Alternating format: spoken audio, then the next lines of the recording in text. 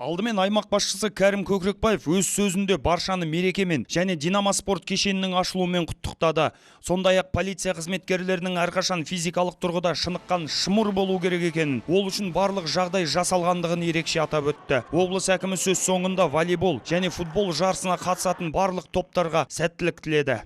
Халыққа осы отырған жастарға үлкен ойнайтын, демалатын, өзінің денсаулығына байланысты өткізетін орын болып отыр. Сол себептен баршаңызды бүгін атадан құттықтап отырып, мына сарайдың үлкен ремонты болғанымен тағы да шынымен құттықтаймын. Бұл жерде бассейн бар, барлық талаптарға сай. Содан кейін мынау ойын алаңы, игровой дейді ғой. Содан кейін мынау күрес алаңы, күрес түрден дзюдо, рукопашный бой, жаңағы қол күресі, содан кейін самбо, дзюдо, еркін күрестен.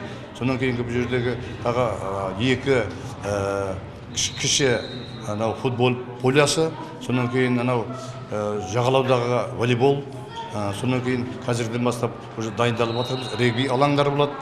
Динамалық ұйым өңіріміздегі спорт саласының іргетасы екені белгілі. Оған дәлел, жуырда ғана Рио-де-Жанейрода өткен жазғы олимпиадада жүлде салған 17 спортшының 16-сы Динамо қоғамының мүшелері. Оның бірі жерлесіміз күміс жүлдегер Елдос Сметов бүгінгі шараға қатысып, облыс басшысынан алғыс алды. Осы жарыс өте ұнайды бізге. Біз Шымкент қаласынан келдік. Және де барлықтарын Конституция күнімен құттықтаймыз. Жарыс өте күшті өтіп жатыр.